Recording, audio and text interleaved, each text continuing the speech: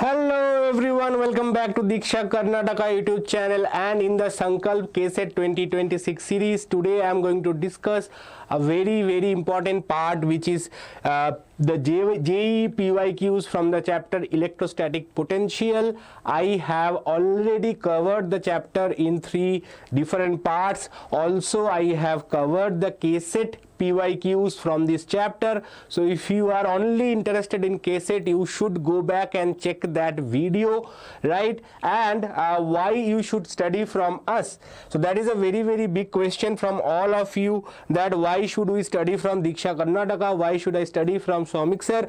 Because here is the result from last year, that these students studies from us, only from us. They are only our online students, and look at their ranks and their performance. Also you can see the entire list of toppers, those who achieved a beautiful rank last year, and because they have studied from us, they have achieved this rank. And you can be next if you continue study from us throughout this journey. And it is very important, you should not study only from me, throughout all the teachers, right? So this is the rank, this is the result that we produced last year. That's why I always request you, start now, don't wait for last minute preparation, and then your picture might be over here along with your name, and you will be proud to tell your name to all the other students that is going to come next year, right? So this is the deal. Now let's start with the PYQ session. First question, very interesting. Two charges Q1 and Q2 are separated by 30 centimeter. Two charges Q1 and Q2. So you can see that here we have Q1 and Q2. They are separated by a distance of 30 centimeter. A third charge Q3 initially at C. A third charge Q3 initially at point C, as shown in the figure.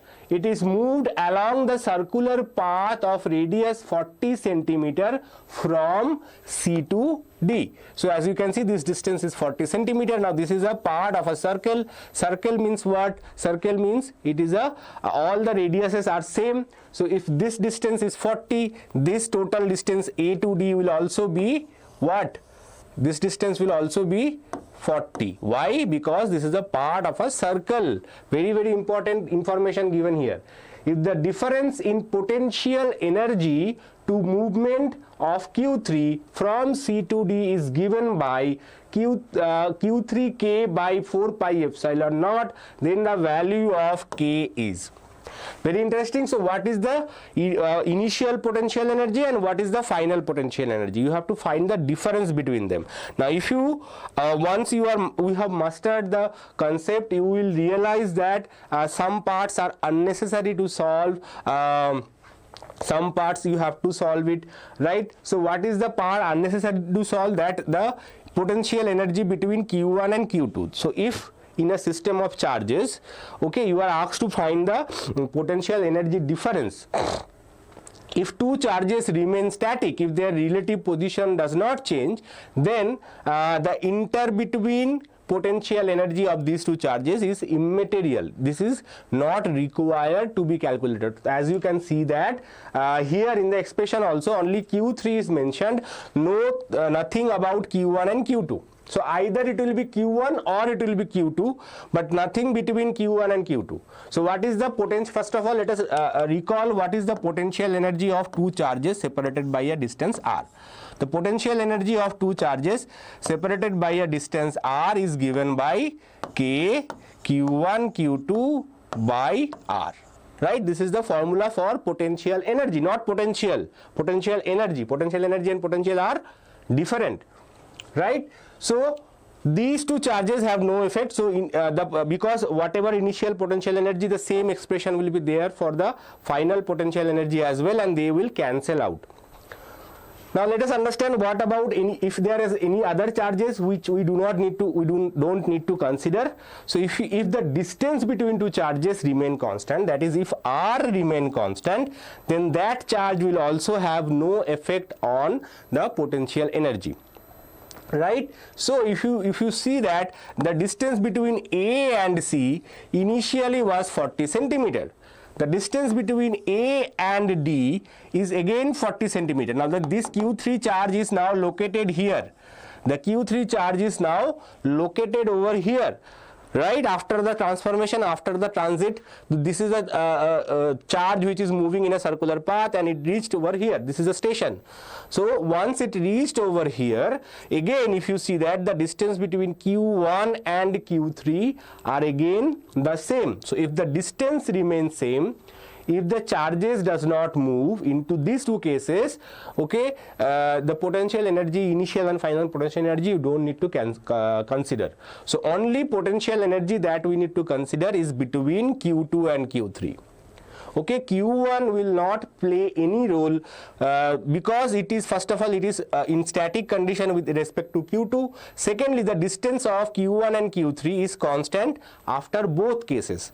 Okay, so what is the initial potential energy with respect to Q2 only? So we have to only find the potential energy, initial potential energy with respect to Q2. So with respect to Q2 only, we will consider also the answer is reduced. So you can say that either 8Q2 or 6Q2, one of them will be answer, because Q1 has not present in the expression itself. So this is one of the way to guess in case you are short on time and you want to guess it, 50% chance that you might be correct. So in that case, you can guess that one of the Q2 will be the answer and you can guess it. But we have to solve it, and we don't believe in guessing. So first of all, what is the initial potential energy? So initial potential energy, for that we need to know the initial distance, this distance as well. What is this distance R? Okay, obviously the initial potential energy is K Q1 Q2 Q2 Q3 Q2 Q3 divided by R.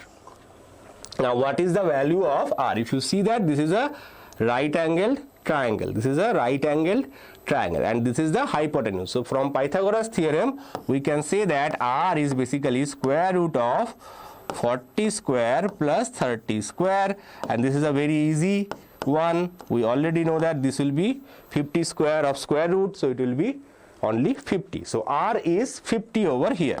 K value is again 1 by 4 pi epsilon naught, which is given over here. So this is not this capital K, okay, this is Coulomb constant K. So K Q1, I am writing this because I just want to save some space. So Q2 Q3 by 50. This is the initial potential energy. What is the final potential energy? Final potential energy is now Q2, the position between Q2 and Q3 is now changed. So Q2 is only this much distance away now. What is the potential energy of this system now? What is this distance?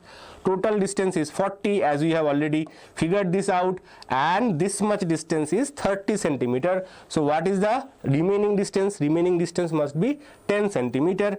So it will be U Q2, this is initial, and U Q2 final is equals to K Q2 Q3 divided by 10. Okay, so this is the initial potential energy, this is the final potential energy, right? Also here remember that all the distances are given in centimeters, so you have to convert them into meters as well. That is also very, very important. So how to convert them into meter? You have to multiply with 10 to the power of minus 2. Okay, now let's simplify. If you simplify this, you will get 2K Q2 Q3, right? 10 to the power of minus 2 means what? If you go up, it will become 100. So 100 by 50, 100 by 50 is 2 Q1 Q3, 2K Q2 by Q3. Similarly, what will be in this case? It will be 10 K Q2 Q3.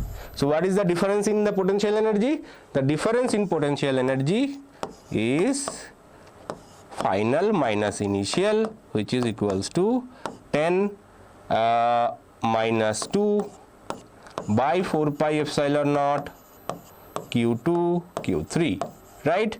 Now I have written this K over here, so it will be 8 Q2 Q3 by 4 pi epsilon naught. So you can guess the answer. Obviously it will be 8 Q2. right? Now let's move on to the next question. The electrostatic potential on the surface of uniformly charged spherical shell of radius r equals to 10 centimeter is 120 volt.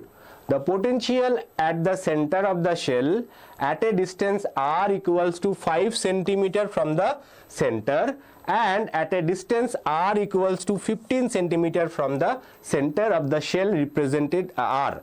So here we have a uniform spherical shell of r equals to 10 centimeter. Now we know that electrostatic potential inside a conductor or a spherical shell is always constant. So it is V is always constant, and how far it will be constant? It will be constant up to the surface. It is constant up to the surface. From surface onwards it starts decreasing. From surface onwards it starts decreasing, right? So now from in the question it is given that the on the surface the value is given 120 volt.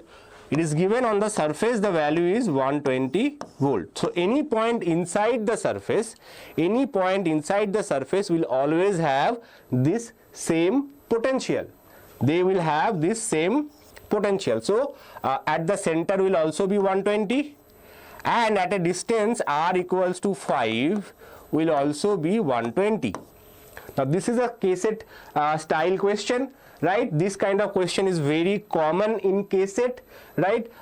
So I can expect this style of question may come in your KCET exam as well, as you don't need to solve too much, only logic is sufficient to answer this question, right? So from my experience I can tell you that this is a very likely this kind of questions might come in your KCET in upcoming years, right? And there are a lot of examples where easy JEE questions are coming to KCET directly.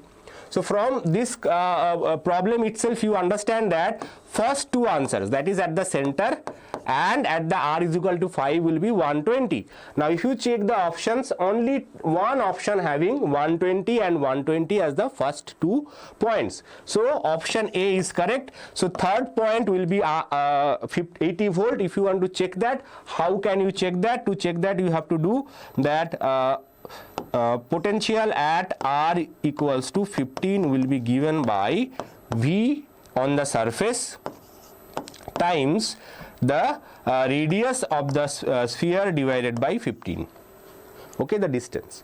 So this is the formula that you can use into 10 by 15, okay. So it will be 5 2s are 10, 5 3s are 15, 40, so it will be 80 volt, okay. So 80 volt is the answer for this given question. Clear? So 120, 120, 80. Now next question, it is an assertion and reason based question. Given below are two statements, one is labeled as assertion A and the other is reason R. So you already know the drill, you have to identify whether both of them are true and if the reason is correct explanation of A or not. That is our task.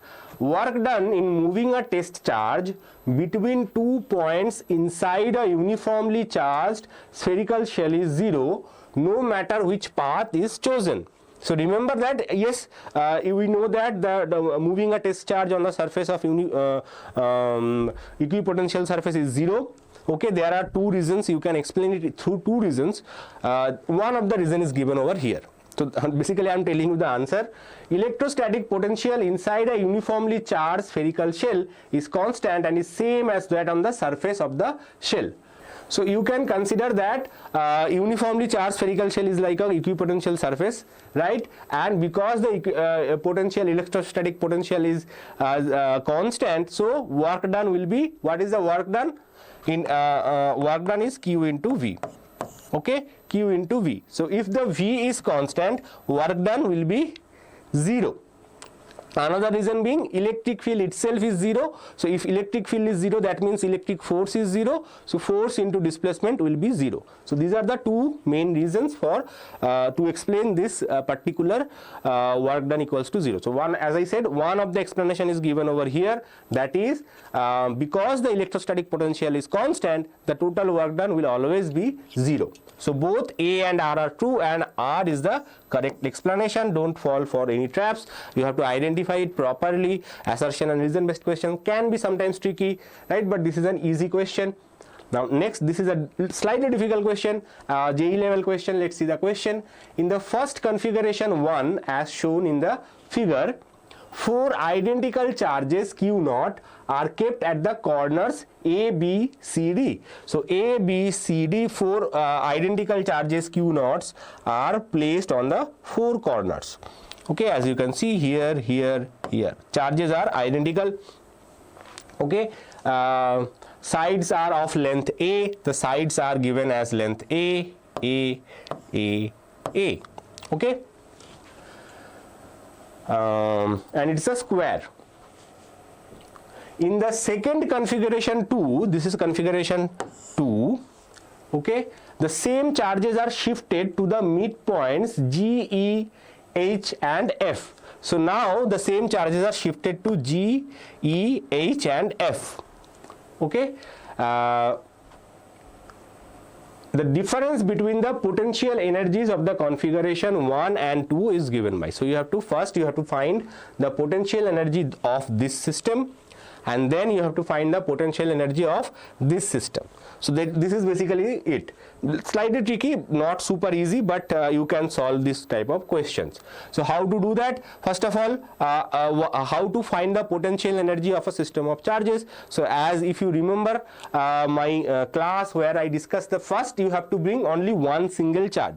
So suppose first I brought this charge Q0 and there was nothing else, so work done to bring first charge is always 0. So first charge you can keep it. Okay, first is if you go somewhere, for example, if you are watching this on YouTube Premium, they will say that 1 month is free on us, 3 months is free on us. After that you have to pay the money. So first initial stage is free, right? So first Q0 is free.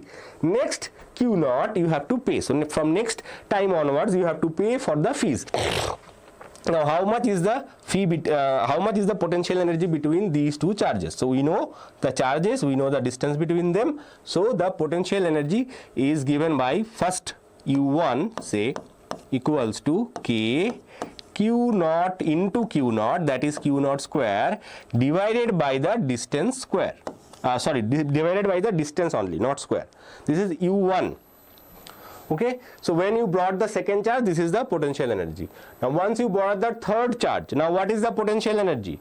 So the U2, so this much energy will always be there. U1 will always be there. You don't need to calculate U1 again.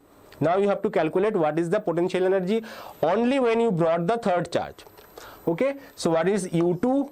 U2 is the first of all potential energy between these two charges. Potential energy between these two charges is same, K Q0 square by A, and the potential energy between these two charges, each and every pair has to be considered. So what is the potential energy between these two charges? Now you have to consider this distance. What is this distance? This is a square, so the diagonal of a square is given by A root 2. Diagonal of a square is given by A root 2. Right? So you have to add that term over here. So plus K Q0 square by A root 2. Now this is the three charges are done. Now you have to brought the third charge as well. So U3. Now what is U3? U3 is between, first we have to consider this pair. This pair is Q not Q0. So K Q0 square by A. And if you consider these two pair, again same value, K Q0 square by A, so 2, okay, one from this, same, and another one is from here, okay, another one is from here due to this charge, so that will be plus K. If you feel bored, that is fine. A lot of students sometimes feel bored but they don't pay attention, and later on they realize if I had paid attention back then I would have been in a good place, right? Now the total potential energy of the system of charges will be addition of all these three potential energies. So let's add them. 2 plus 1 3, 3 plus 1 4, 4k q naught square by A plus 1 plus 1 2k q naught square by A root 2. We will simplify that later on. So this is the total potential energy of this system. Now let us consider the potential energy of the other system as well. Okay, so now here first of all again the same process. First we will bring the first charge. Say we are bringing this charge as our first charge. This is our first guest. Second will be this charge. Now in this case the distances are actually different. Okay, what is the main distance? Main distance will be this one. Main distance will be this one. And what is this distance? So if you see that this is A by 2, this is also A by 2. So what is this distance? This will be square root of A by 2 square plus A by 2 square, that is A by 2 root 2, that is A root 2. A by root 2, sorry. So this distance will be A by root 2. Okay, you can check that once more if you are confused. Just check, this is a simple geometry. A by 2 whole square plus A by 2 whole square, that is A by 2 coming out of the square root, and then square root of 1 plus 1, that is root 2. So A root 2 by 2, so one of the root 2's will cancel and you will get A by root 2. Clear? Just do it once more in your notebook if you are confused over here. Now, so if you look into this expression, you will realize that in this expression we have 4 distances. So for 4 distances, this is the primary potential energy, and 2 diagonal distances, for that we have this, right? Here in this configuration, if you compare it with the first calculated potential energy, you will realize that here also we have 4 main distances. 4 main distances, and main distances in this case are A root 2. Main distances in this case are A root 2, not A. Okay, so if we replace this A by A root 2, this one is sorted. So this is our initial potential energy, by the way. This is our initial potential energy. Final potential energy we are calculating. So if you replace this A by root 2, then this potential energy, first part, 4 part will be done. Now next part will be the distance which is coming twice. What is that distance? That distance is here, this and this, right? Diagonal distances. Now in this case, what is this distance? This distance is same as this, that is, this is also A, this is also A, right? Easy. So if you calculate it for once, it will give you your money double in just 1 second, right? This is how you can learn physics faster. This is a way of solving, smart way. If you can do the all same mechanism for this process as well, but because you have already solved for one configuration, and if you have understood this configuration, you can apply the same logic to the second configuration as well, and you can quickly solve it. So what is the final potential energy? Final potential energy is K 4k q naught square by A by root 2 and plus 2k q naught square by A, right? Now we have to, what we have to do? We have to do final minus initial. Final minus initial, 4k q naught square by A plus 2k q naught square by A root 2, right?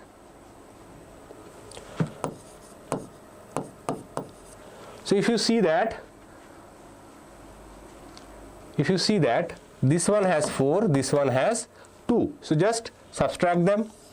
So 2 minus 4 will be minus 2k q naught square by A, and this one we have to adjust a little bit. This one we have to adjust a little bit. How to adjust that? So for that we have to just simplify it a bit. So 4k q naught square by a by root 2 can be written as 4 root 2 k q naught square by A, right? Okay, let me do one thing. Let me simplify everything in terms of A, that will be easier. You understood this point? If you have not, please mention that in the comment below. What is your problem? I will explain that in through comments. Okay, so 4 root 2 q naught square by A plus 2k q naught square by A. Okay, here we will get 4k q naught square by A plus root 2 k q naught square by A. What I have done, I have just cancelled this and we got root 2, right? Clear? So everything we can take common now. So only thing that you have to do, you have to subtract. Okay, final minus initial, that is the potential energy. So first let us take k q naught square by A as common. K q naught square by A as common, and let's see what all we got. 4 root 2 first, 4 root 2 first, then plus 2, 4 root 2 plus 2 minus 4 minus root 2, right? So what we got? We got 3 root 2 minus 2 k q naught square by A. Right? Now let's see the options. 3 root 2 minus 2 k q naught square by A. So correct answer option C. Little long question, obviously JEE gives you a little bit extra time, right?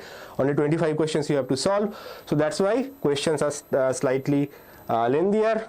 So this is a slightly lengthy question. A point charge of 2 into 10 to the power of minus 2 coulomb is moved from P to S in a uniform electric field of 30 Newton per coulomb directed along the positive x-axis.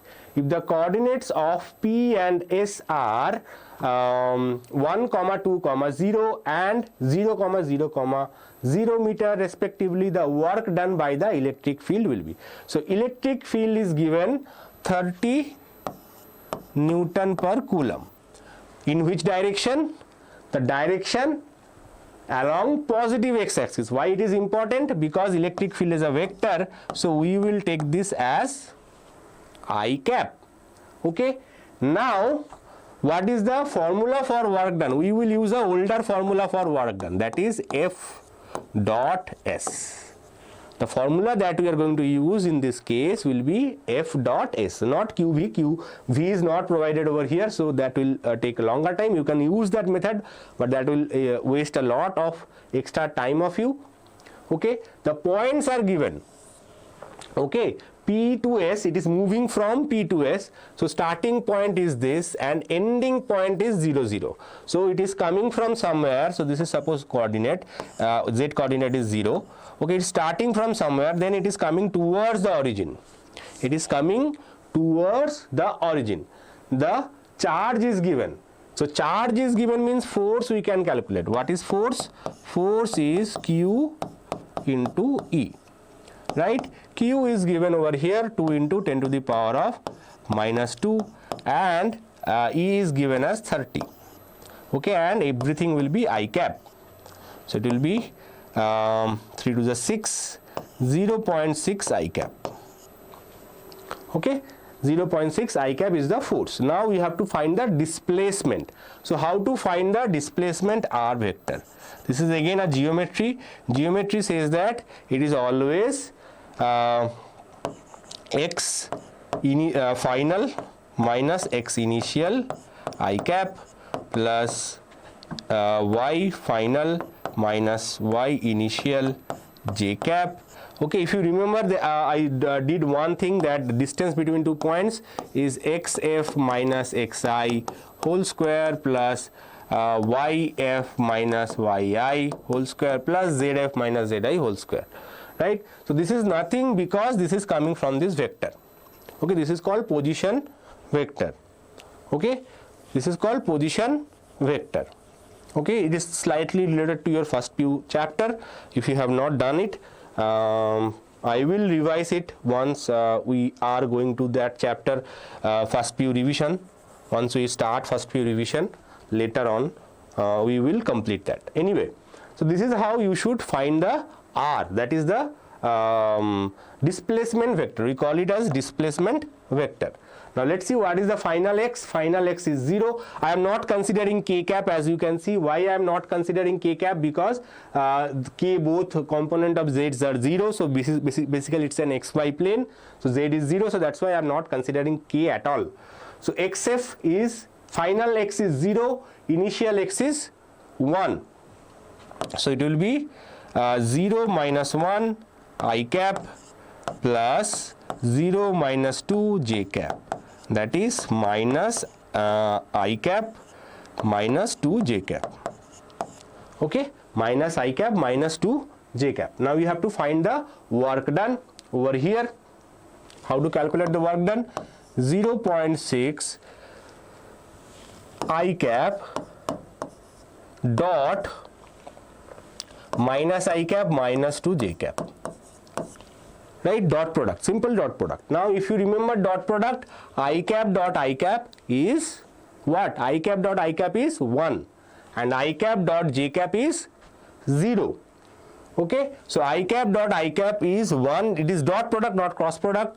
So it will be 0.6 joules, 0.6 joules. J cap will not come into this action anyway. Okay, so that is 600 millijoules. You can write this as also there will be a negative sign because I is negative here. So minus 600 millijoules is the answer. That is option C is correct. Clear? Milli means you have to multiply with 1000.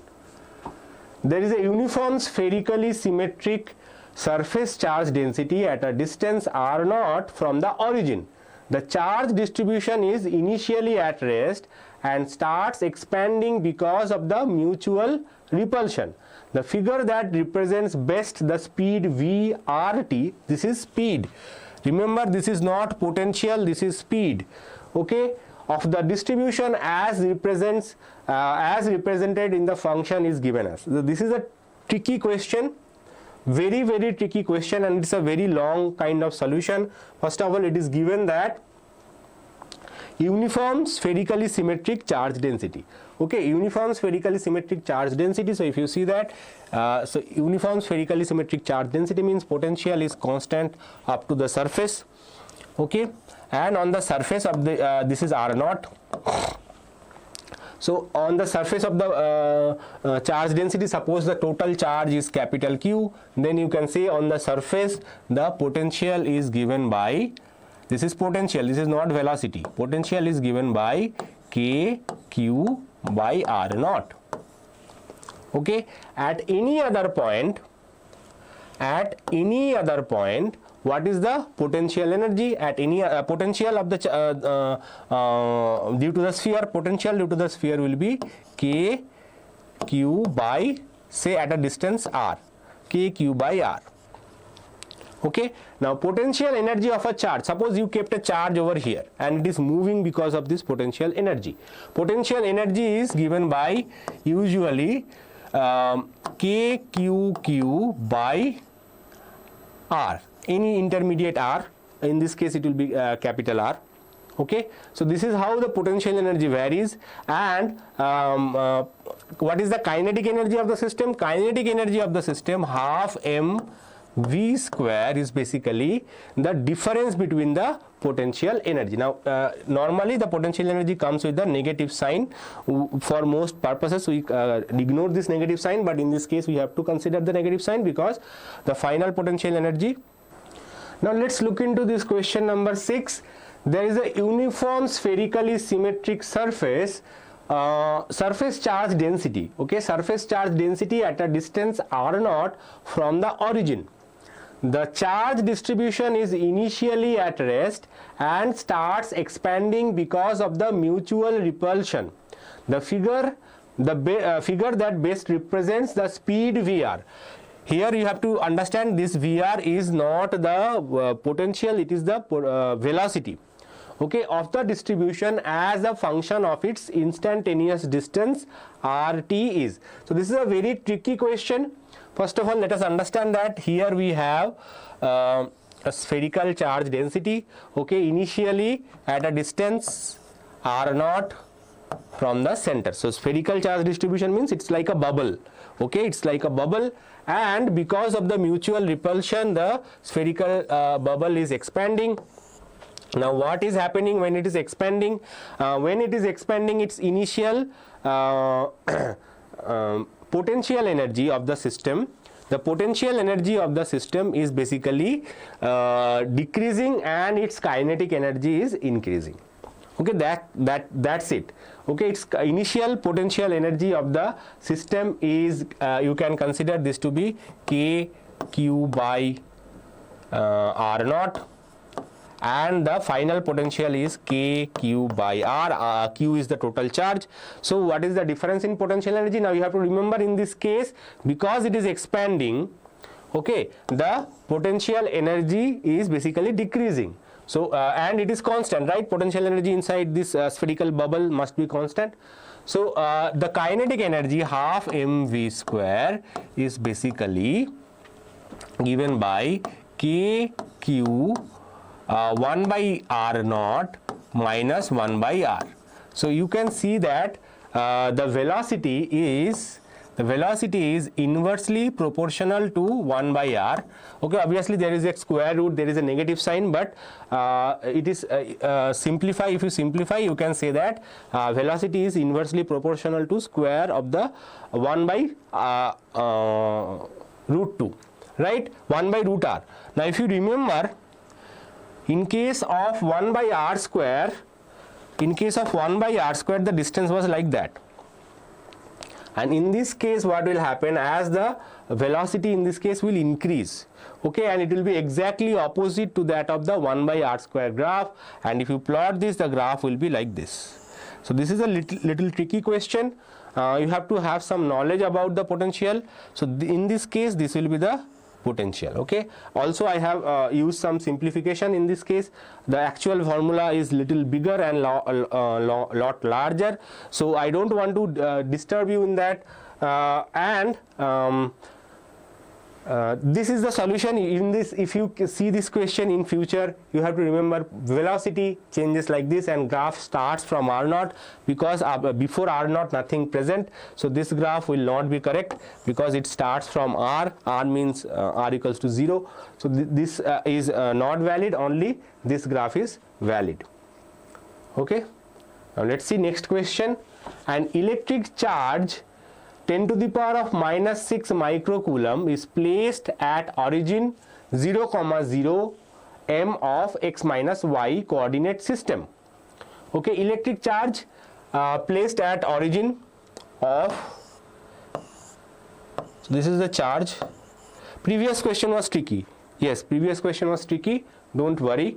If you are dedicatedly hardcorely preparing for JEE, then you can mention that in the comment below. I will try to give you the answer in detail in text format later on, okay, but you have to mention that in the comment below. So an electric charge of 10 to the power of minus 6 microcoulomb is placed at origin 0, 0 meter of xy coordinate system. So xy coordinate system, here we have some charge at the origin. 2 points P and Q are situated at root 3 meter and root 60 meter respectively. We have 2 points, say P and Q. One is at root 3 and another one is at root 60. So root 60 means it must be located on the x-axis somewhere, say here. Okay, so here is q, root 6 comma 0. Okay, the potential difference between the points P and Q will be. So what is the potential difference? So we are trying to suppose this potential is Vp, this potential is Vq, then what is the potential difference? So what is the formula for potential? It is K charge Q divided by the distance R, in this case Rp. So first let us calculate the distance Rp. This is a full question. Okay, just try to distract you. First let us find Rp. Rp is what? Rp is, so this is origin, this is the point P. So what is the distance? Distance is root 3 minus 0 whole square plus root 3 minus 0 whole square, right? X final minus x initial whole square.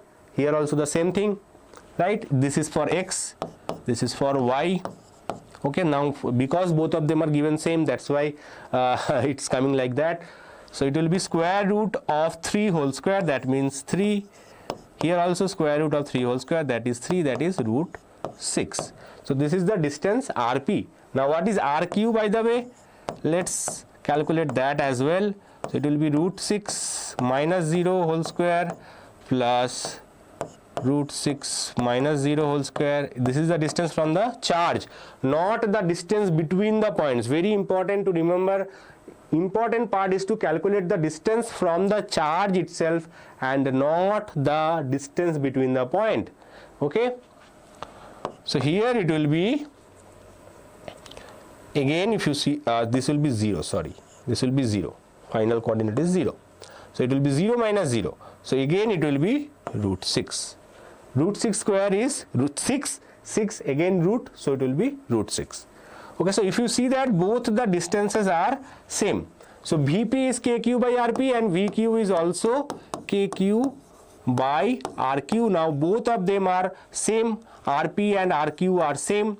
So Rp and Rq are same means Vp minus Vq must be equals to 0, because these two distances are same, numerator is same, denominator is same, so the difference will be same.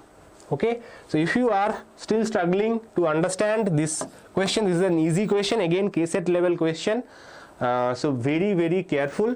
And if you are struggling to understand this kind of questions, concept based questions, don't worry, you are not alone. You have just started this year. Okay, if you stuck with me for one more month, I can guarantee that your overall comprehension, your overall understanding will improve.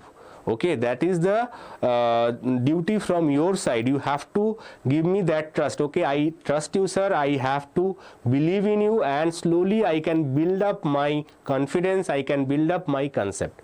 This does not come in one day. It will be a regular practice. You have to do regular practice along with me, and then only your brains, there are some brain cells in your head, those are sleeping, they will quietly start waking up. Okay, they will not think that I have to play games, I have to play PUBG, I have to play Free Fire. So those come out of that addiction and focus on study. Okay, you have to increase your study hours each and every day. If you find it difficult in certain parts, watch that part again and again, what sir had said when explaining this portion. So then only you can build up your comprehension. Very important part to remember. Now the distance between charges plus q and minus q is 2L. So if you see that here we have two charges, plus q and minus q, and the distance is 2L. The electric and distance between minus 2q and plus 2q. So if you read the question carefully, here we have the distance between plus q and minus q is 2L, and distance between plus 2q and minus 2q is 4L. Okay. The electrostatic potential at a point P, electrostatic potential at a point P at a distance r, from the center O, is minus alpha QL by R square 10 to the power of 9 volt, where the value of alpha is. So this is a numerical question, numerical type question, but this is also again another easy question if you understand it. You don't need to do too much theory to understand this question. First of all, what is this configuration? You forget about first these two charges, you just concentrate on this charge. What is this configuration? One plus charge, one negative charge, equally and separated by a distance. So this can be considered to be a dipole. You can consider this to be a dipole. Similarly, now if you ignore the internal charges, this external charge is also another dipole. Okay, so first of all we have to calculate the dipole moment of the first charge combination. Okay, first charge combination we have to find the dipole moment. So what is the dipole moment? Dipole moment is Q into the distance between the charges. Q into distance between the charges. Now what is the direction of dipole? That is the question. This question is about basically direction of the dipole. Once you get that, the problem is solved. So this first dipole, okay, and dipole moment always points from negative charge to positive charge. So for the first dipole, say P1 is pointing in this direction. So this is the value of P1. Now if you consider the second combination, minus 2q and plus 2q, and remember that you cannot create dipole by unequal charges. Okay, dipole has to have the equal charges. That is the main point. Okay, so minus 2q and plus 2q, you can consider another dipole which points again negative to positive in this direction, and say this is P2. Okay, now what is the value of P2?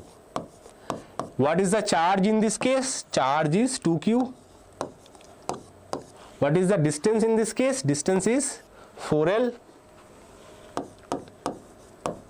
So this will be 8QL, and in this case it will be 2QL.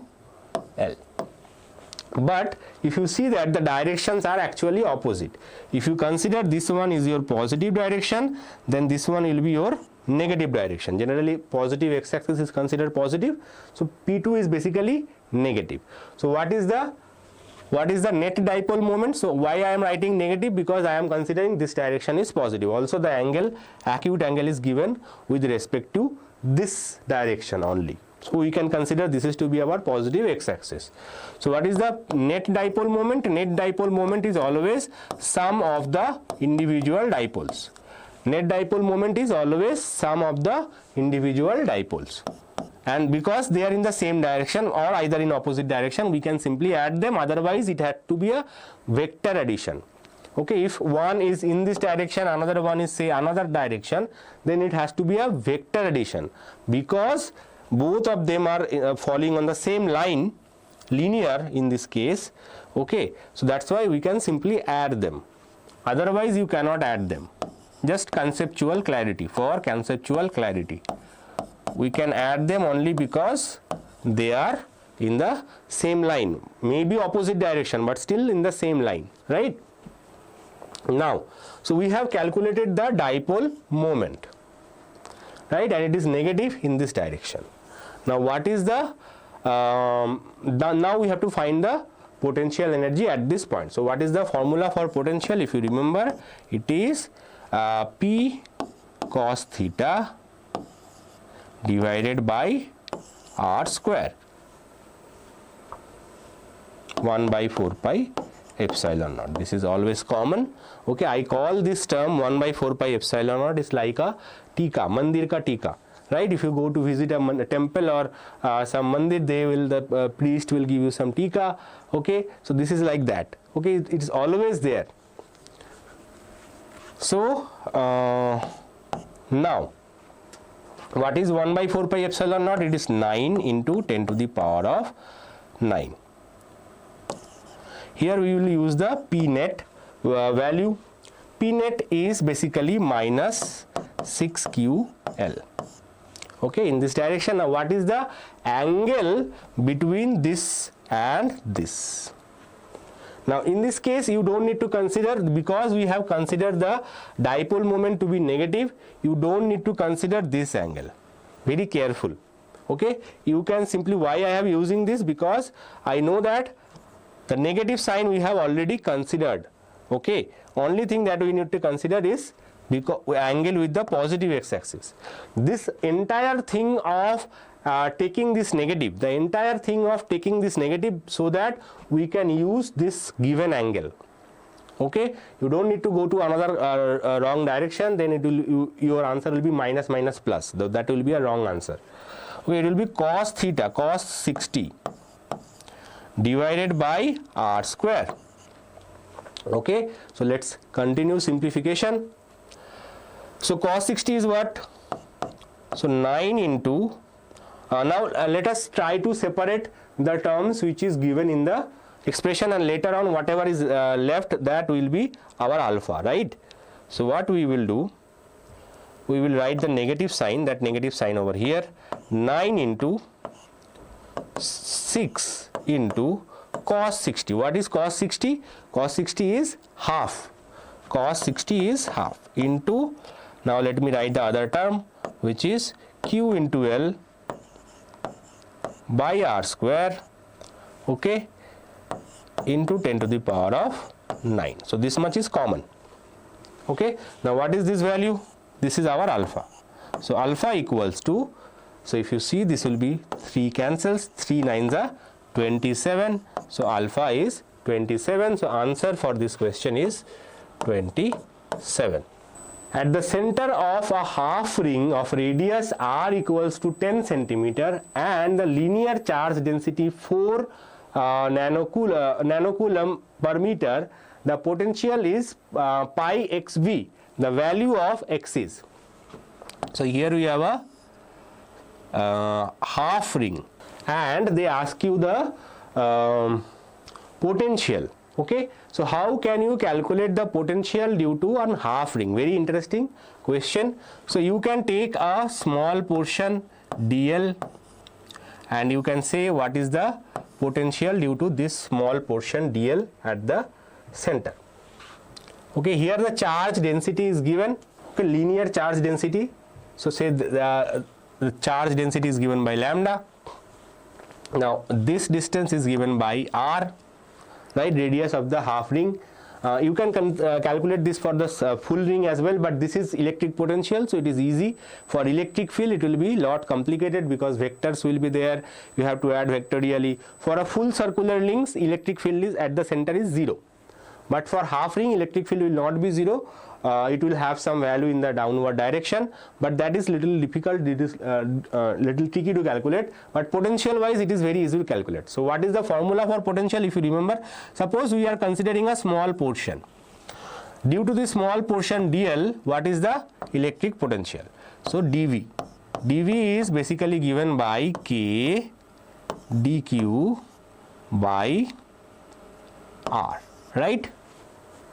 Kq by r, in this case the small charge in this small portion is dq. Now what is the value of dq? dq is linear charge density into length, right? That's how we calculate.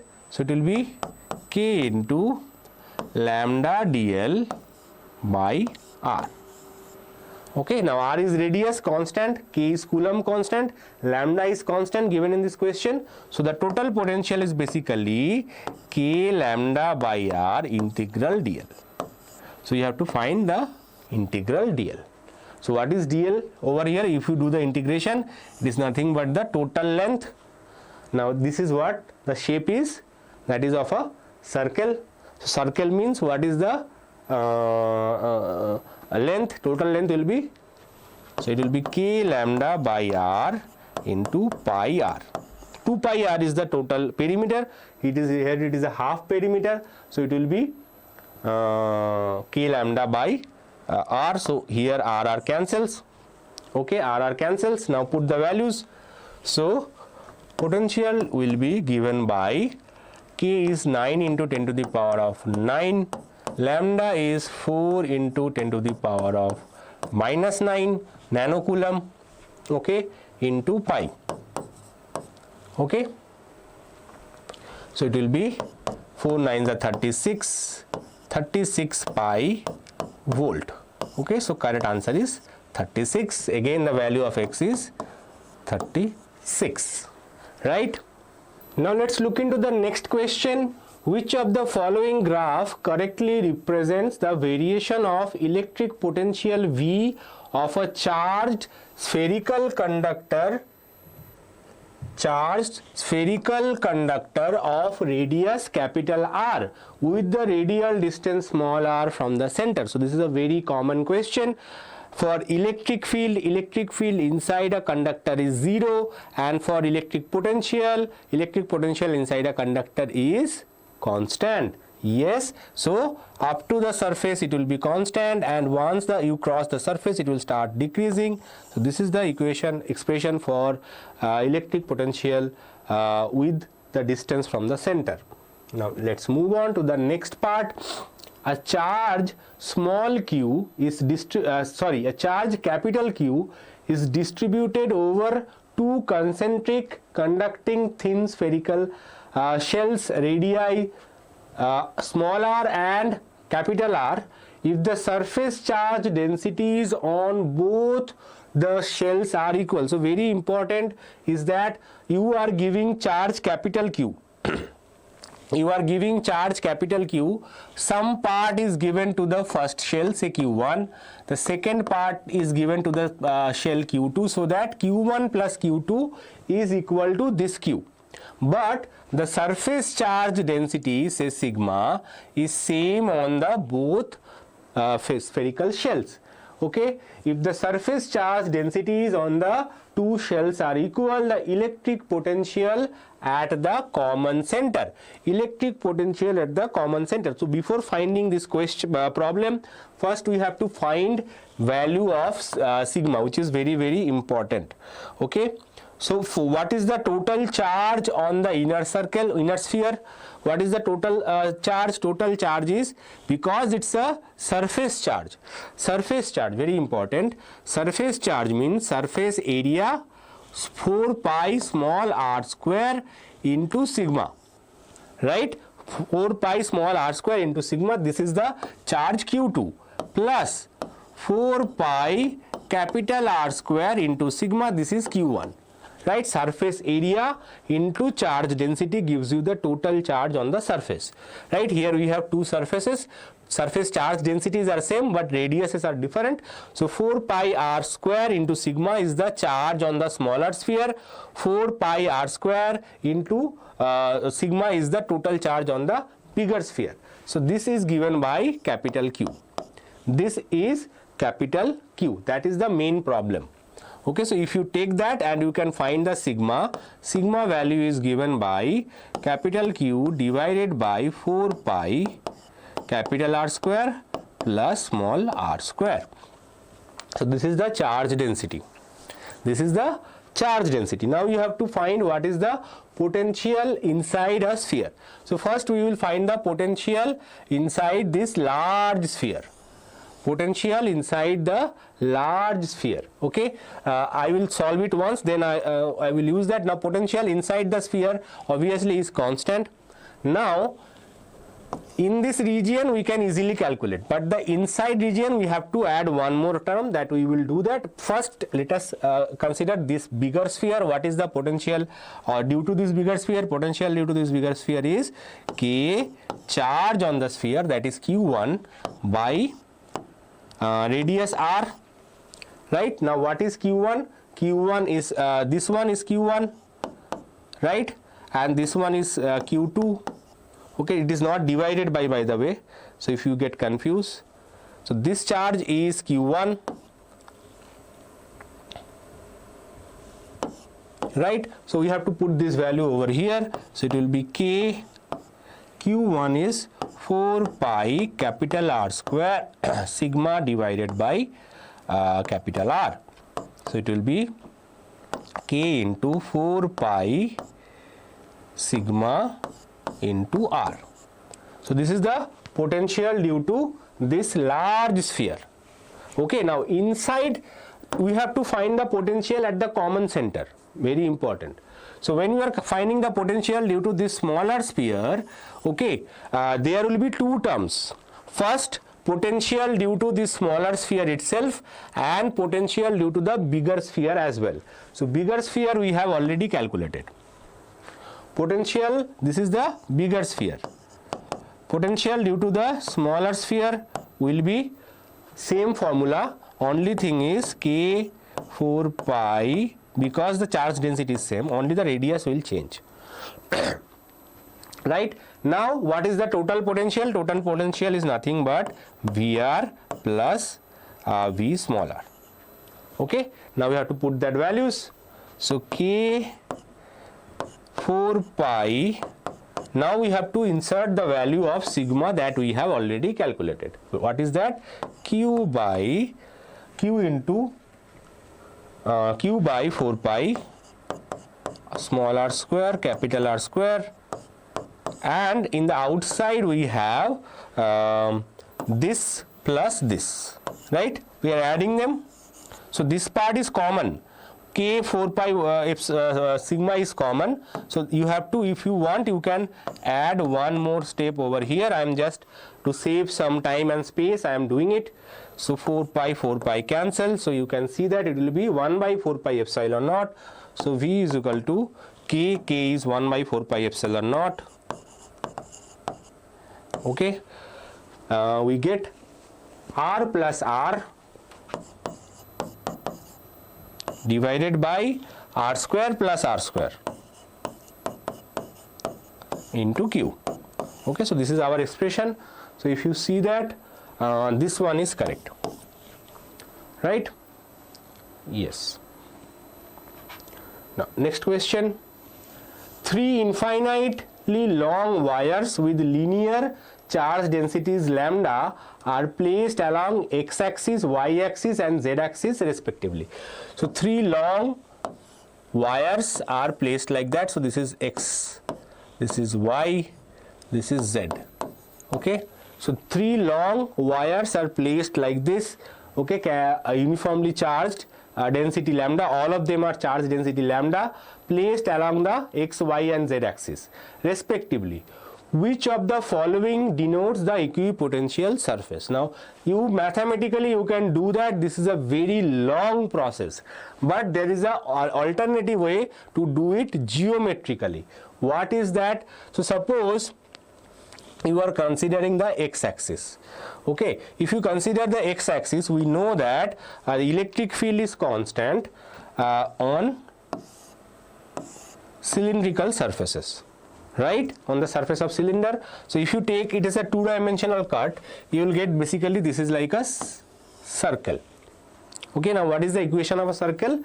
X square plus y square equals to constant. In this case y square plus z square is equals to constant, but anyway, so this is a common equation of circle. Okay, now constant electric field means the equipotential surfaces will also be like this. Okay, equipotential surface, same potential. Okay, so electric field is constant.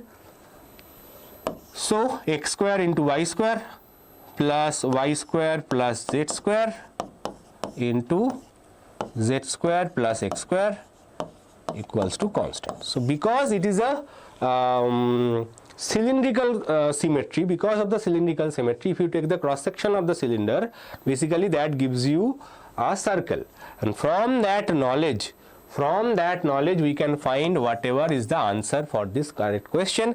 The original mathematical deduction for this is a very long and tedious, but if you apply logic, if you understand this kind of questions, you can answer by applying the logic, because we have to apply this equation for x, for y, for z, all 3 directions, and based on that just multiplying them will give you the equipotential surface equation.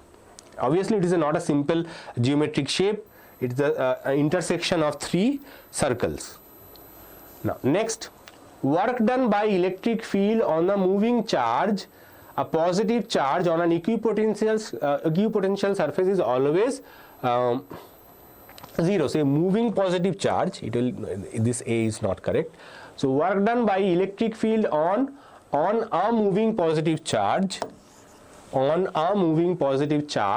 an equipotential surface is always 0. So what is happening here? Work done by electric field on a moving positive charge. So positive charge is moving on a equipotential surface. Okay. So what is the work done? Work done is 0.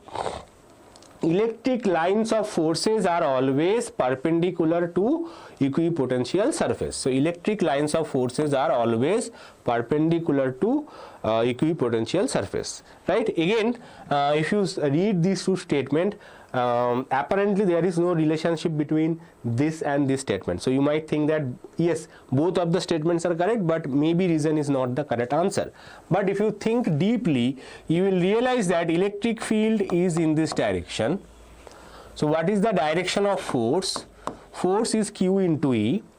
Okay, force is Q into E. So force will also be in the same direction. Q is a scalar quantity, right?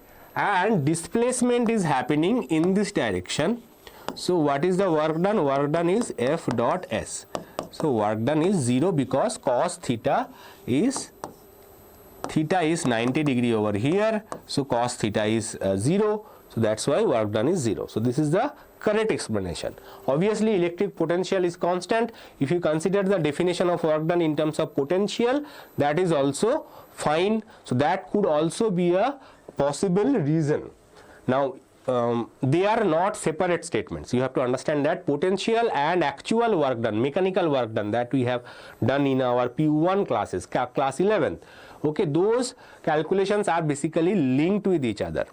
Okay, so same work done, the mechanical work done, you can explain a theory in terms of mechanical work done, you can explain the same theory using potential as well. Based on the cases, we choose the correct approach.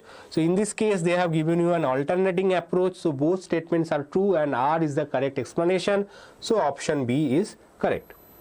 Now, if you are not super familiar with studying online, studying from internet, and you want to take admission in offline classes, then here is a result from our Diksha own house students, those who studied from Diksha offline campuses and achieved this wonderful result. The result of Diksha is outstanding in this year, and if you want to recommend yourself for college transfer, or maybe to your juniors or to your relatives who is looking for a good step for your studying from offline colleges, offline campuses, then definitely you can recommend them to Diksha, and the link for that is given in the description. You can go and fill up the form, and our representatives will contact you very, very soon. Now let's move on to the next question. If the electric potential at any point xyz in space is given by V is equal to 3x square volt, the electric field at point 1, 0, 3 meter will be. So electric potential is given, V is 3x square. What is electric field? Electric field is minus dV dx.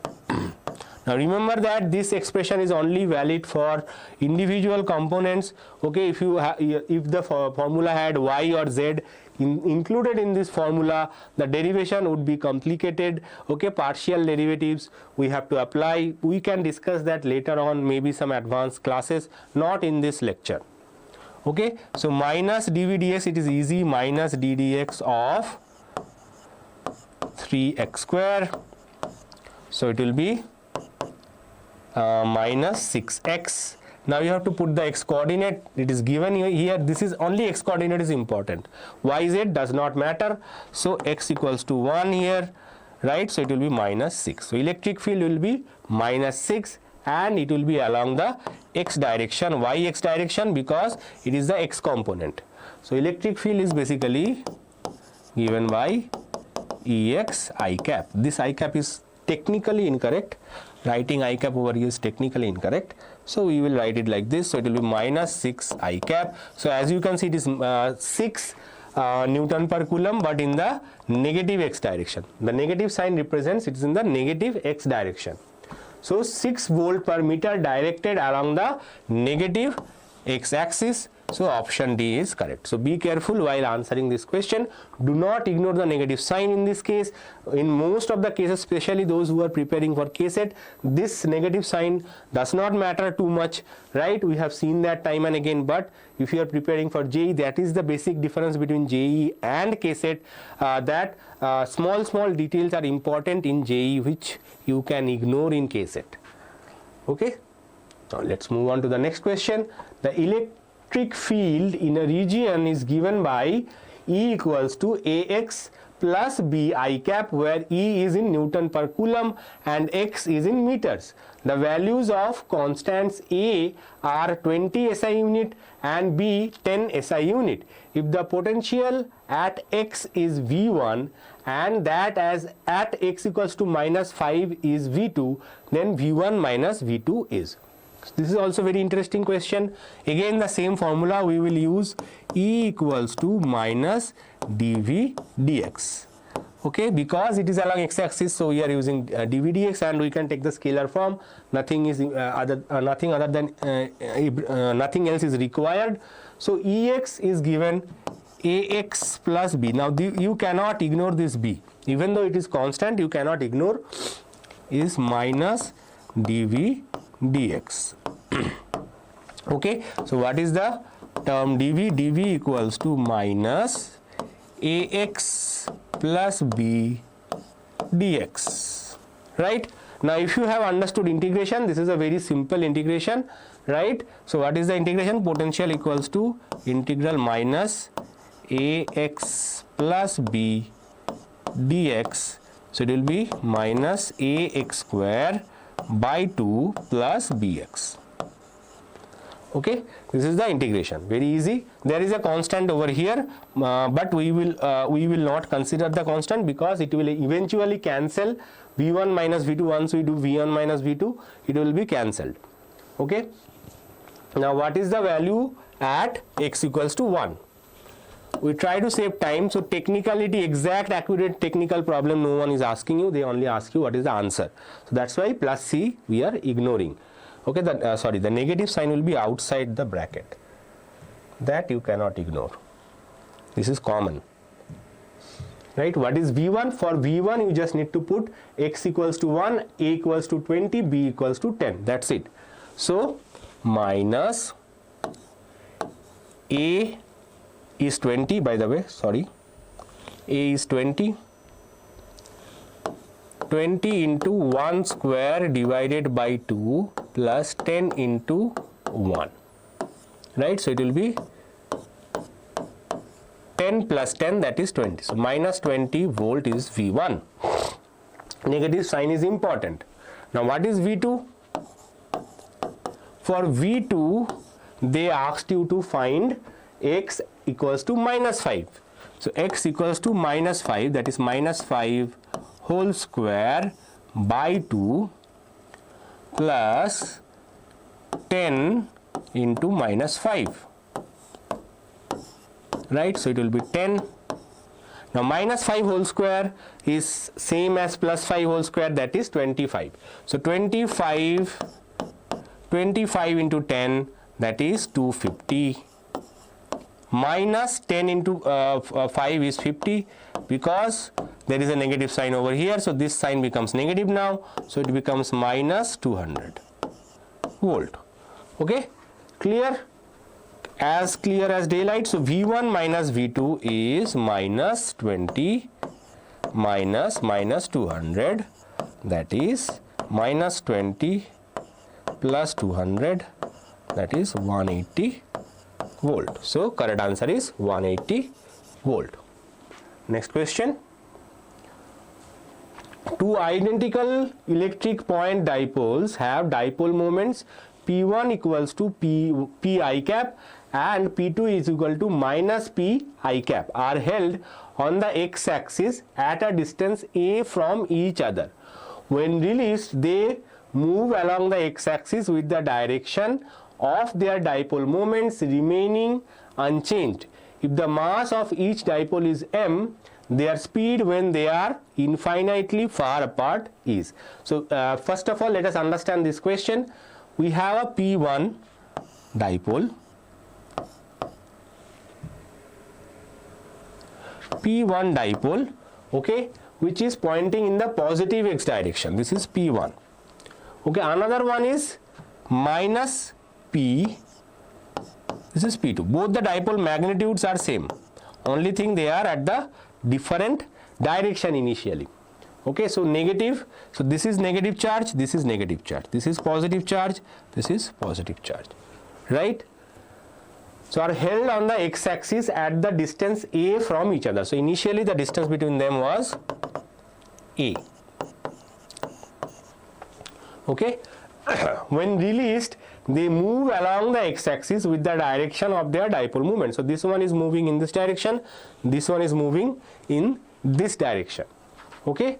If the mass of each dipole moment is m, their speed when they are infinitely apart. So when the mass is m, okay, what is the potential energy of the what is the velocity of the final system? So for that, first of all, you have to find the potential energy of these two dipoles. Okay. Now how can you do that? You can assume that whatever charge is there, distance is there, okay, the initial distance is already given between them. From there you can calculate the potential energy of these two dipoles.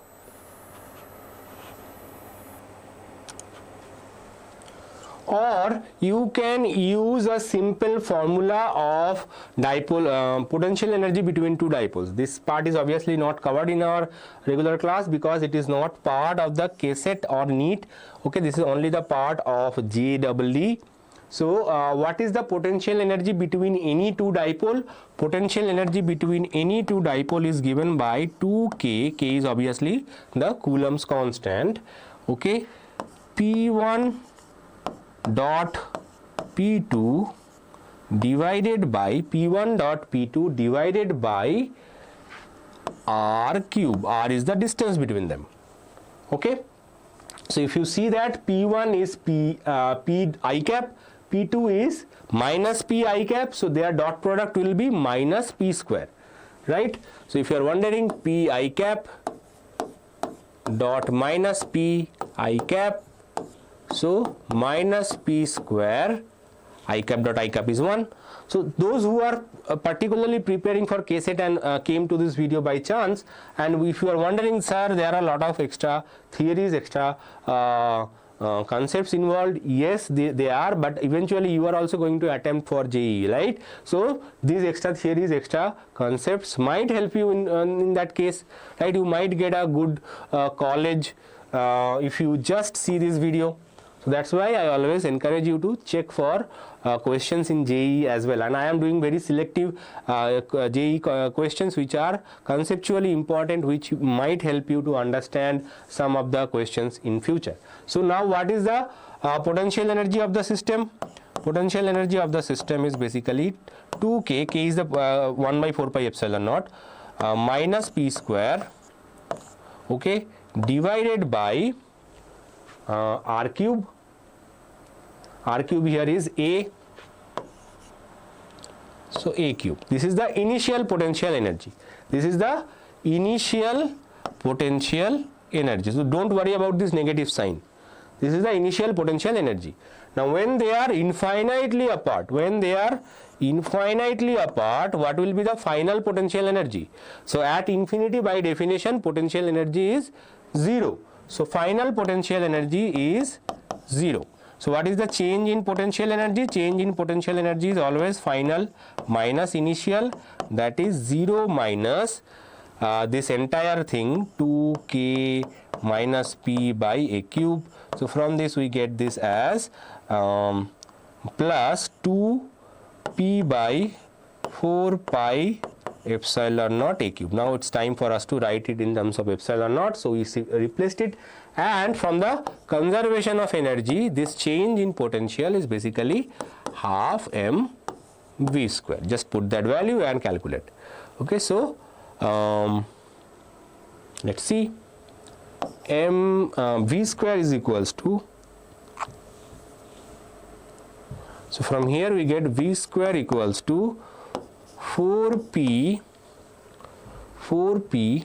there is a p square, sorry, This is P square. I missed the square over here. Yes. So P square over here. P square, 4P square. Why 4? 2 from here. Another 2 will come from here. Right? Divided by 4 pi epsilon naught m a cube. Okay, so 4 cancels. So if you take this, if you break this a cube into a square into a, if you break this a cube is a square into a, so you can take p by a as common and you can keep this as 1 by pi epsilon naught m into a. The remaining a, that a will stay inside the square root. So this is v square. So basically what we are trying to do, we are trying to do the square root, right, to find the velocity. This is the oldest trick that we have learned. Half mv square is change in potential energy. Change in potential energy is gain in kinetic energy. So from there we calculate velocity always, right? So velocity is basically 1 by pi epsilon naught ma. So correct answer option A. Okay. Now next question. 3 parallel plate capacitors C1, C2 and C3, each of capacitance 5 microfarad. So as you can see, are connected as shown in the figure. The effective capacitance between points A and B when the space between the parallel plates of C1 capacitor is filled with a dielectric medium having dielectric constant 4. So initially you were thinking that okay, this is the configuration, each of them have 5 microfarads, so we have to calculate the capacitance. If it is a KCET exam, you might expect the same question, but this is a JEE question, so that's why they changed it. How they changed it? They said that the plates between C1 is now filled with a dielectric constant of 4. So the question is no longer as simple as it was in the first. So each of them 5 microfarad, 5 microfarad, 5 microfarad, but suddenly at the end of the question they are saying that no, this is no longer 5 microfarad. Now we have added a dielectric constant 4 in this case. So what will be the capacitance? So capacitance in this case, so C1 will be 4 into 5. Basically C1 dash you can say. Okay, the capacitance will change. So C1 dash will be K dielectric constant times the original capacitance, that is 4 into dielectric constant 5 microfarad.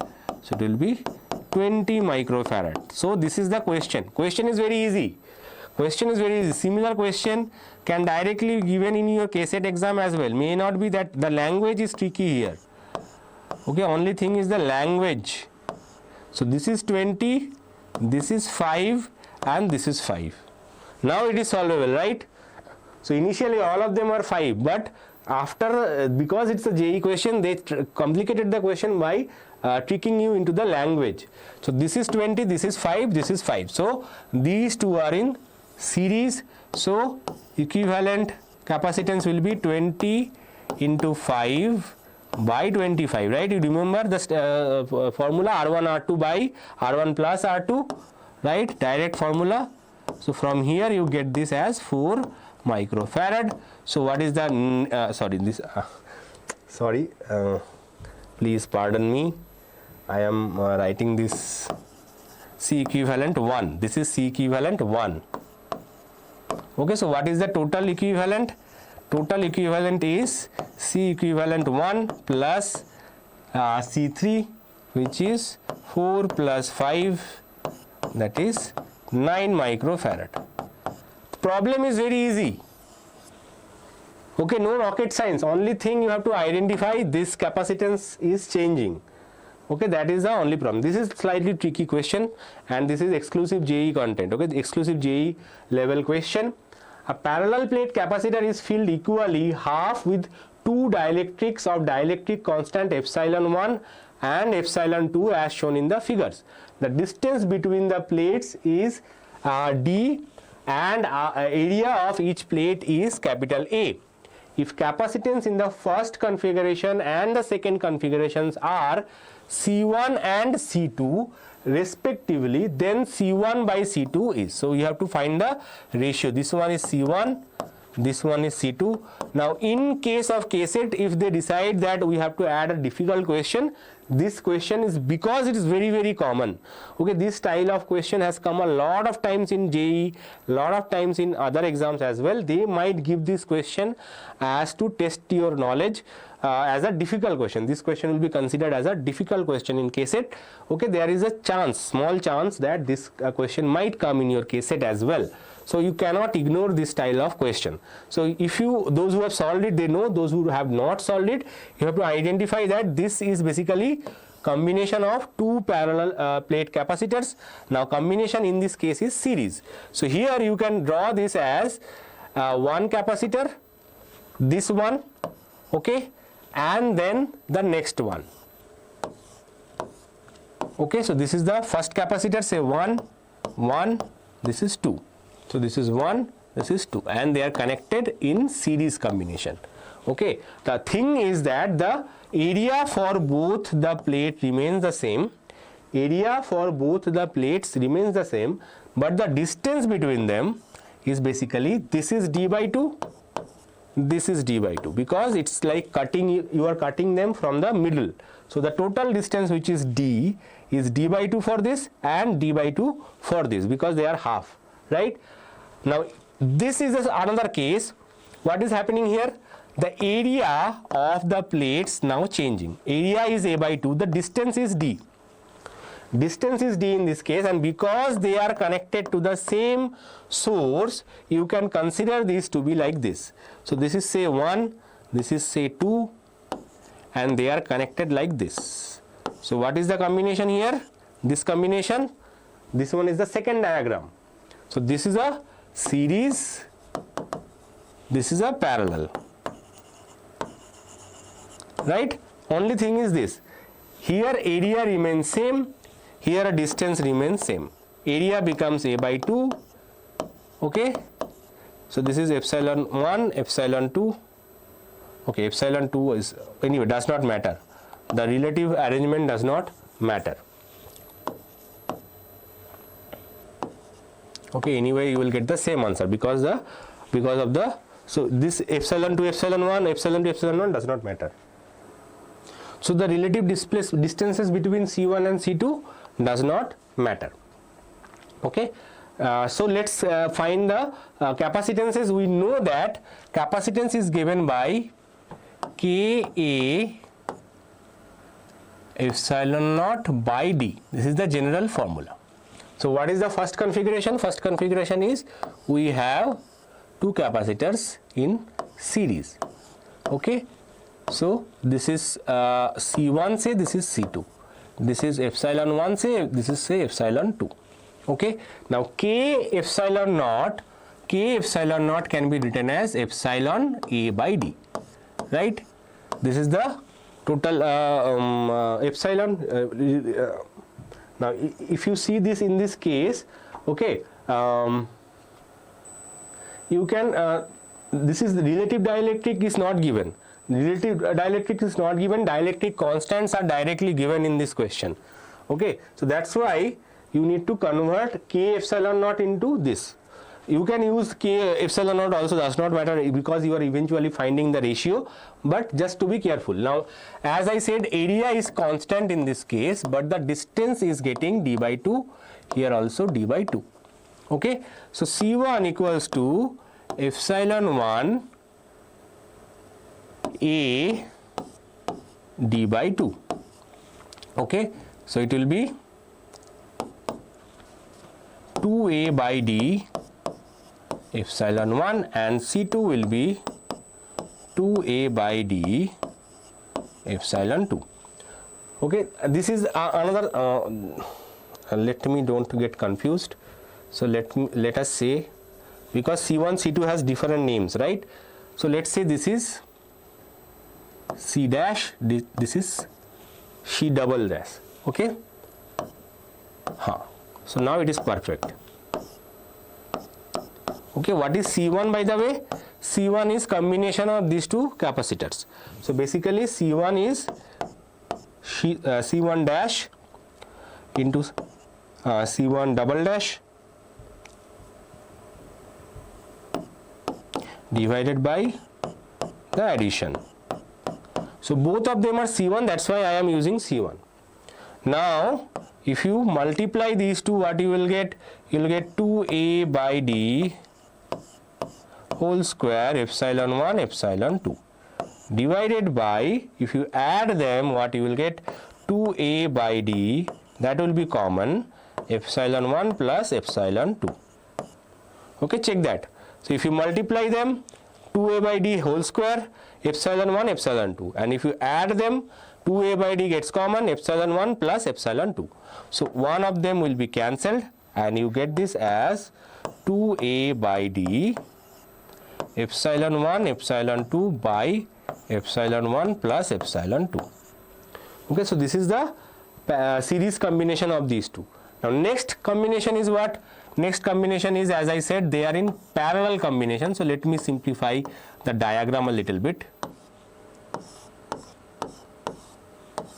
This is C2 configuration, right? So this is C2 dash, C2 double dash. Okay, now what's changing here? The area becomes by 2. The area becomes by 2, distance remains same. So here C2 dash is given by epsilon 1 a by 2 by d, or it will be a by 2d epsilon 1, and C2 double dash is a by 2d epsilon 2, right? Now from here you can say that what is the net capacitance here? Net capacitance here is basically addition, simply because they are in parallel combination. Okay, parallel combination of capacitor gets added. So here you get a by 2d epsilon 1 plus epsilon 2. Now which ratio you have to find? Very important to check that. C1 by C2, not C2 by C1. So you have to find C1 by C2. So what is that? C1 value is 2a by d epsilon 1 epsilon 2 by epsilon 1 plus epsilon 2 into. Now here, because you are dividing it, so it will be inverted. It will be inverted. So what will happen? It will go up, epsilon 1 plus epsilon 2, epsilon 1 plus epsilon 2 into 2d will be up and a will be below. Why? Because it is in division. Division means the term will be inverted. Okay, one more, sorry, one slightly mistake. This one, because it is numerator, it will be divided, right? So it will be 1 by epsilon 1 plus epsilon 2, right? So a cancels, d cancels, and you get 4 epsilon 1 epsilon 2 by epsilon 1 plus epsilon 2 whole square. Okay, so the ratio will be 4 epsilon 1 epsilon 2 by epsilon 1 plus epsilon 2 whole square. Okay, they will not cancel. So it will be 4 epsilon 1 into epsilon 2 divided by epsilon 1 plus epsilon 2 whole square. Okay, interesting question, long question. Obviously, as I said, JEE questions are generally longer, and also because it's a common question, basically you can start, those students who can remember it, they can start from this step directly. I explain it a little bit more, that's why the question becomes slightly longer. Now next question, a parallel plate capacitor was made with two rectangular plates, each with length L is equal to 3 centimeter and breadth of B is equal to 1 centimeter. The distance between the plates is 3 micrometer. Out of the following, which are the ways to increase the capacitance by a factor of 10? So first let us understand what is the initial area. So initial area is 3 into 1, that is 3 centimeter square. I am keeping the value as it is because if you see the units, everything is given in centimeter and distances are also given in micrometer. So I am not changing the value. So this is the area. Displacement is given by 3 micrometer. Okay. I'm not changing the values, there will be a constant obviously involved. So what is the initial capacitance? Initial capacitance is A epsilon naught by D. So that is basically 3 by 3 epsilon naught. So it will be epsilon naught with some multiplicative constant that I am not adding over here. So if you see that, if you for now if you assume that epsilon naught value is 1, then capacitance is coming basically 1. Now you have to take this value to 10. Okay, you have to take this value to 10. That will give you a 10 times increase. So how can you increase the capacitance 10 times? So if you see the formula, to increase the capacitance 10 times, we have to increase the area and decrease the distance. So whenever we have area less than 3 centimeters, we will not consider that. Anything that is having distance greater than 3 micrometer also we will not consider. So if you see that, these two answers we will not consider. Okay, why? Because in these two cases the distance is more than 5 micrometer, and if you are dividing with a larger number, answer will go down. Okay, now and in fact you can check that length and breadth are also changing. That means obviously if you increase the length and breadth 1000 times and increase the area 10 times, maybe you will get that answer, but that is not happening over here, right? So definitely these two are not the answers. So the possible answers mostly either most common is these two. Why these two? Because these two having distances less than that of 3 micrometers. So that these two are the possible candidates. This one having the same distance, so area has to increase 10 times. So check the area. Okay, 5 6 ja 30. So 5 6 ja 30. So this is also giving you area 30. Distance remains same, but area becomes 10 times. So area becomes 10 times means this is a must. So you have to check, because distance is constant over here, we just need to check the area. If area is 10 times, then capacitance is also 10 times, right? Directly proportional to area. Capacitance is directly proportional to area. So 5 6 ja 30, that means this is definitely the candidate. So option C is obviously correct. Now let's see other these two things. So what is the area in this case?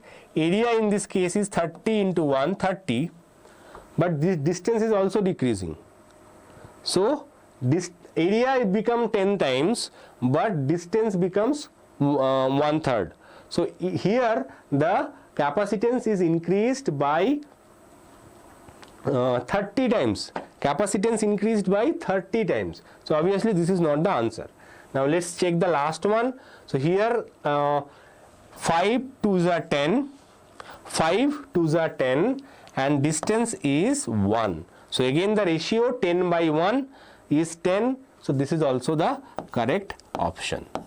Okay, so these two are the correct option. You have to check the ratio. Basically what you have to do, you have to check the ratio of A by D if it is giving you 10 times initial value. Now initially A by D was 1, that is the main factor.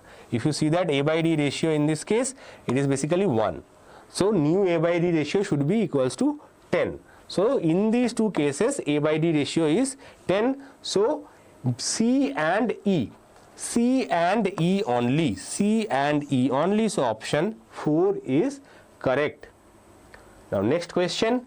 A parallel plate capacitor with plate separation 5 mm is charged up by a battery. It is found that on the introducing a dielectric sheet of thickness 2 mm while keeping the battery connection intact, the capacitor draws 25% more charge from the battery than before. The dielectric constant of the sheet is. So parallel plate capacitor of distance 5 mm. So initially we have a capacitance and the distance was 5 mm. So capacitance says C. Okay. So when you keep the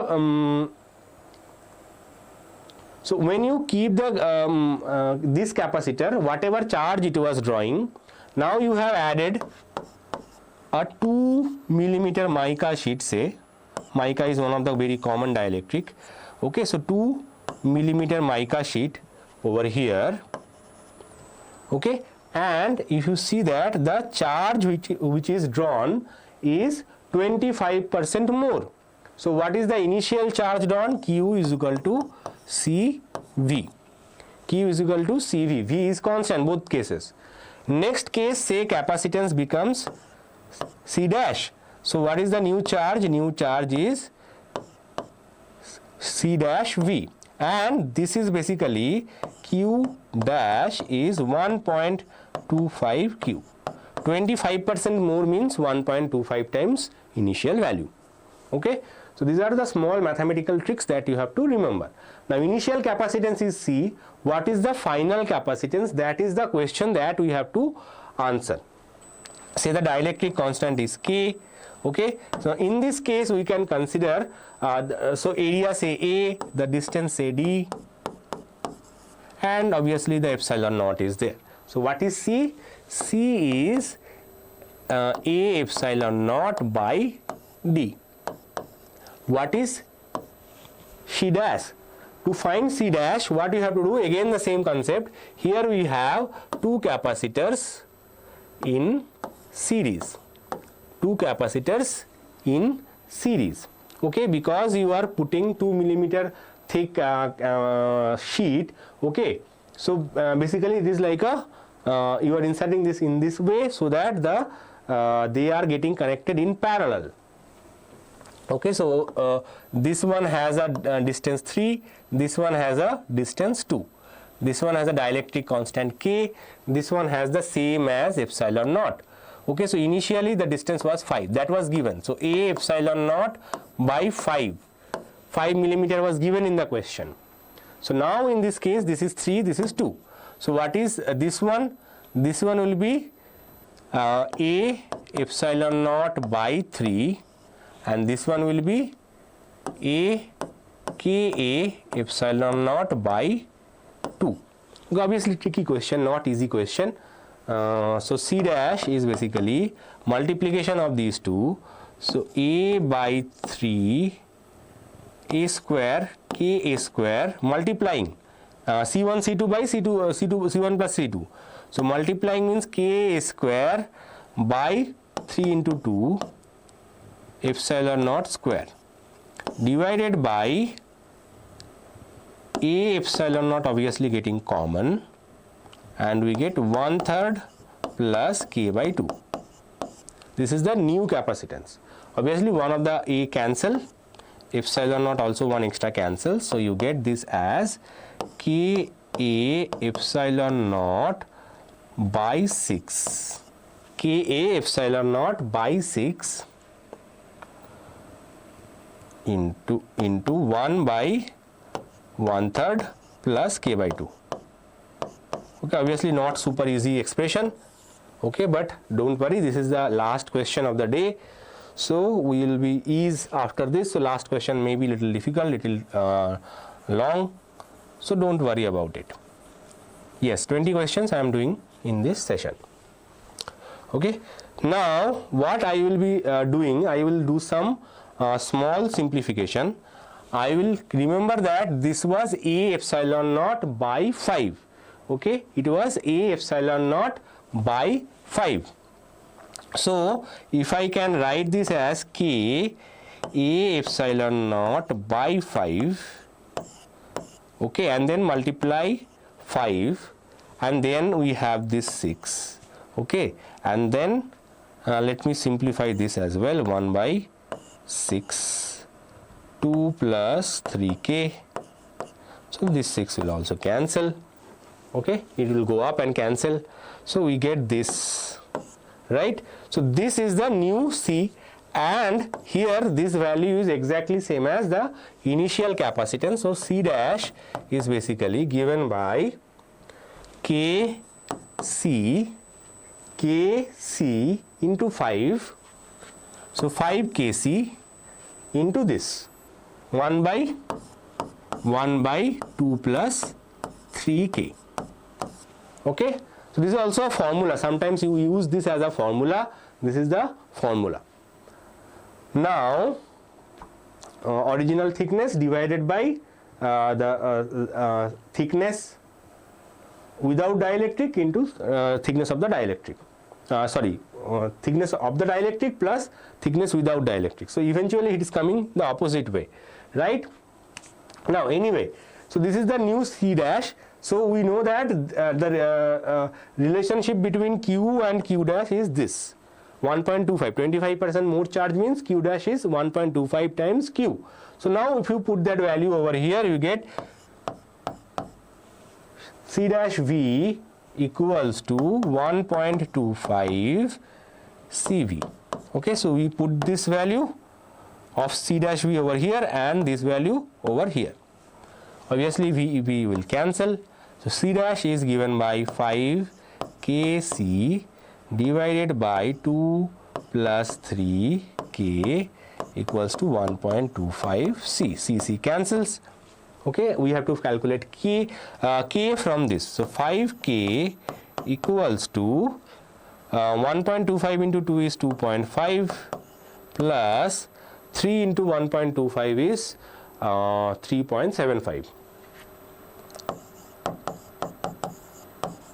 So this comes over here. So 5 minus 3.75 K equals to 2.5. Now this is basically 1.25. So 1.25 K equals to 2.5 or K equals to 2. So the dielectric constant is 2. So the dielectric constant of the sheet is 2. 2 is the answer. Okay, obviously not super easy. If you know a little bit of shortcut tricks, might be you can solve this question a little bit faster. So if you know, if you have enjoyed this session, please let me know in the comment below and give it a like. If you like this video, also I will share the PDF. For that you have to join our WhatsApp channel. Link of the WhatsApp channel is given in the description of the video. I will be back with a new chapter very soon. Till then, bye.